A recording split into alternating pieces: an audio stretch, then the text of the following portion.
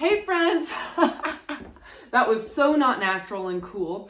But anyways, I have brought here a tray of my collected plants from around the house. These are all types of peperomias. And in my last poll, you guys requested that I take a deep dive into Peperomia, the genus. So that is exactly what I'm going to do. Your wish is my command.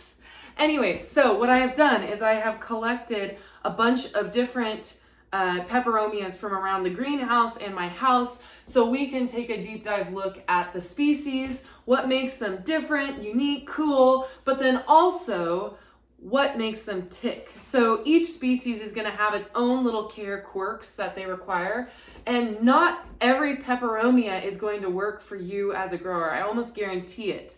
If you are a neglectful grower, there are going to be some peperomias better suited to you. And if you are an overzealous grower, like you tend to overdo the care, there are going to be other peperomias suited to you. So it is very rare for one person to be good at all of the species of peperomia that we keep as houseplants. I know that sounds weird because normally we're used to, if you've got a philodendron, most plants in the genus philodendron are going to have the same care, and if you're good at one philodendron, odds are you're going to be good at all of the philodendrons. But peperomias are not like that. They are no one-trick pony. So, can you tell I'm enthusiastic about this genus? It is a fascinating genus. Let's talk a little bit more about it. Before we dive into the differences from species to species in the Peperomia genus, we need to discuss the similarities. There are three main similarities where peperomias are concerned. One is that they are all considered semi-succulent, which means that they aren't foliage plants like our philodendrons and pothos, but they also aren't full-on succulents like our echeverias, our cacti, and our jade plants. Those are examples of true succulents where they could probably go for 4 to 6 months without a rain and be just peachy. That's normal for them. Peperomias, actually, they could probably go for a solid 4 weeks without water and still bounce back out of it. That's what makes them a semi-succulent. So I hope you can wrap your mind around that term. It's really interesting, and that's part of what makes peperomias really well suited to people that let their plants fully dry out in between waterings. The second commonality amongst all peperomia species is that they love warmth. They love the heat. And one of their common names is radiator plant, like a heater, a radiant heater. And that's because they are semi-succulent, so they don't mind drafty areas, they don't mind dry air, but they do love the heat. So one unique way peperomias can work into your plant collection is while you might not put some of your more tropical foliage, like your philodendron species, near a heating vent, you can put your peperomias there because they love the heat and they don't mind the dry air. So they love heat. The third similarity is that peperomias all like medium, bright, indirect light. And I know you hear the term bright indirect a lot when it comes to houseplants because a lot of our plants like that bright indirect. That's because they're understory plants. So in nature, they grow underneath tree canopies. So they're not getting fully direct light most of the time, which is what makes them suited to our interior environments. But a good way to test if you've got bright indirect light is during the brightest time of day where you want to set your plant, you put your hand up and you do the shadow test. If you see a distinct, sharp outline of your hand, so you can see your hand exactly cast as a shadow on the floor, then you know that that is direct light. It's probably very intense lighting there. If you don't see any shadow at all, that means that it is a very low light environment. In fact, you probably don't have any natural light that your plant can use in that location. If you have an in-between shadow where it's kind of a blob, you might be able to tell it's your hand. That, my friends, is your bright indirect light. That's what you're aiming for whenever you see that on a plant tag or on a blog or on my care guide information page. Bright indirect light means blob shadows.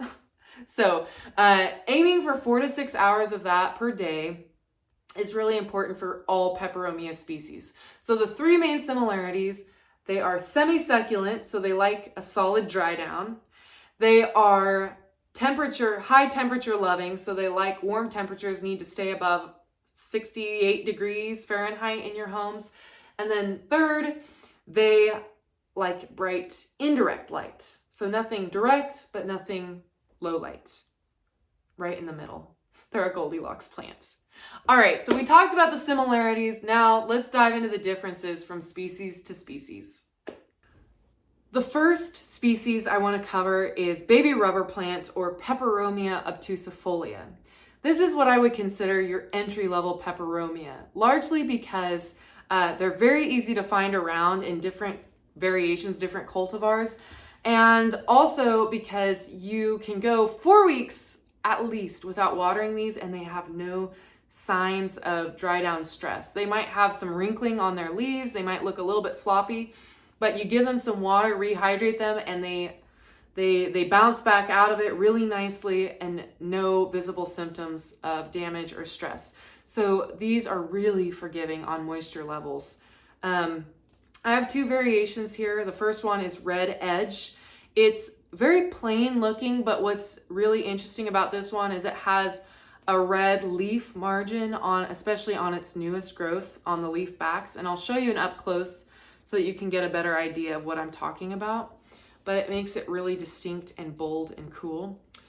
This one is a marble obtusifolia, and it has those variegations, those white variegations on the leaves, which are really pretty. It's actually my favorite obtusifolia cultivar.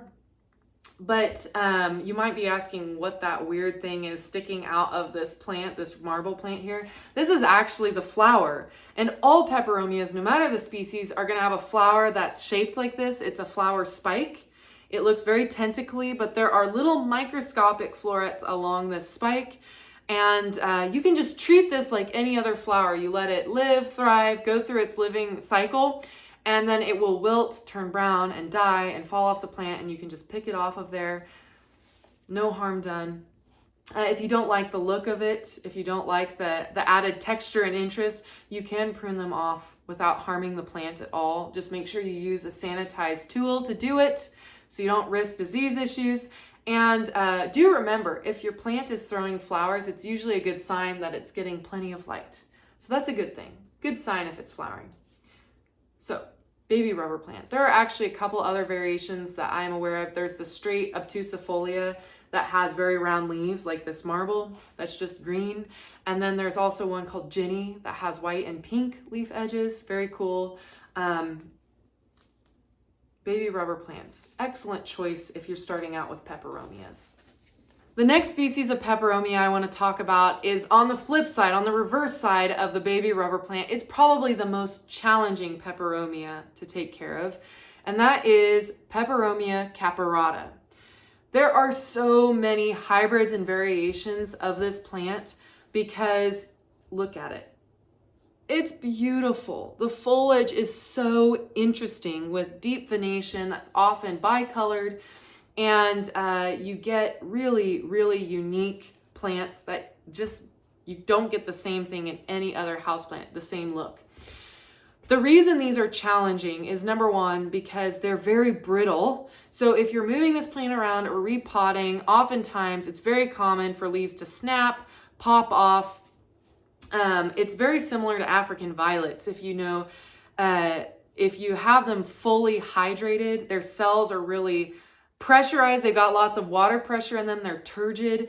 And so it makes them easy to snap. So really, I recommend repotting these guys when they are a little bit dehydrated. So they're a little bit more flexible and pliable to work with. So you don't lose as many leaves from just moving the plant around.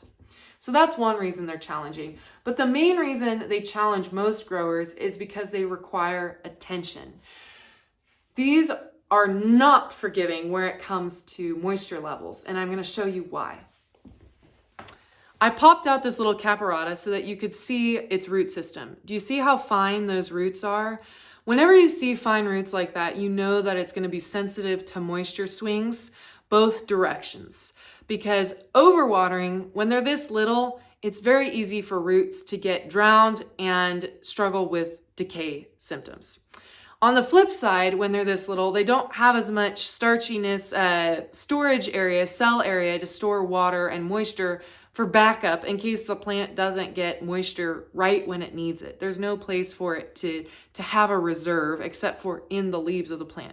So whenever you have a fine root system, particularly with peperomias, another group of plants that tend to have it is the vervains, the polka dot plant, nerve plant, and zebra plant. All of those tend to have fine root systems like this. So that makes them what we call diva plants, where they turn really floppy on a dime.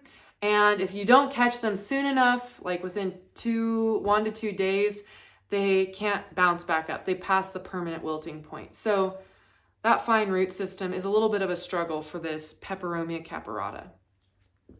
The two caperata cultivars I have here to show you are Little Tuscany with these little button-sized blue-gray leaves, and Piccolo Banda. Piccolo Banda is probably, in my opinion, the prettiest caperata hybrid out there, and it's also probably the most popular on the plant bus. But look how pretty. They're really gorgeous plants. I don't want to have freaked you out from trying to grow a Peperomia caperata. They're really beautiful, and you know what? Some people are better at them than other people, so you might just try your hand at it. If you are the type of grower to like checking in on your plants frequently, those are going to be a great Peperomia for you. There are two species of peperomias that have very similar care to your caparatas, and that is the prostrata, Peperomia prostrata, or string of turtles, and your Peperomia argyreia, which is the watermelon peperomia. Both of those are also going to be quite similar in their finickiness with moisture levels. So I would kind of classify those and group those peperomias together in terms of their care and difficulty. The last two peperomias I want to talk about are my favorite. That's why I left them for last. And because they're so similar in care, I thought I'd tackle them together. They are both trailing type peperomias. This is Peperomia deppeana x quadrifolia cultivar Hope. That is a mouthful. This is Peperomia puteolata. This is also known as parallel peperomia, and you can see why. Those leaves have quite the parallel venation pattern. The reason I love these is because they have the care of a baby rubber plant, so they can take that dry down really well, but they have a really unique and interesting growth habit. Let's talk about this one first. Peperomia Hope has really rounded leaves, and they're very thick, and although they don't have a lot of color difference to them, what makes them interesting is that this plant, when it trails out, the leaves always kind of face upwards, giving it a very bouncy trailing habit, which in my opinion is probably why it has the cultivar name Hope, because it kind of just looks like a hopeful plant. It's very cute. The one thing that makes this a little bit more of a struggle is that oftentimes it doesn't come very well rooted from the garden center. So that's one thing to keep an eye on. They can dry out really quickly on you, especially if you get smaller pots of this guy. So keep an eye on that. Peperomia puteolata grows intensely fast. It's a very quick grower. I've only had this plant for probably 3 months, and it started much smaller than this. But what makes this one so cool is it has no rhyme or reason to its growth. It grows up, it grows out, it grows down. So it's definitely one of those shelf plants that's going to add interest to your life. One thing to remember is it's important to rotate peperomias, especially if they are in a window with no lighting on the back, because you will end up with some dulled out growth if that plant is getting dusty or if it's not able to face its lighting source. What makes this one and Hope interesting is that it oftentimes has 4 leaves attached to one node in a whirling pattern, which is super wacky and cool. It makes it look really, really three-dimensional in a unique way. One thing that you can't experience through the camera is that this has a very cardboard-like papery texture to the leaves. Really, really cool. I love that. It feels like a fake plant, and I love having kids check this plant out because it is so wacky. Definitely something to add to your collection if you ever come across it. These are all the peperomias I have to discuss in the video today. If I missed any species that you can think of that maybe you have in your collection, make sure you drop those in the comments below and we can have a little discussion about them. I hope you enjoyed this. I hope it was informational and helpful. And as always, make sure you hit like and subscribe, share my video with your friends, and until next time, you've been watching Unearth Horticulture.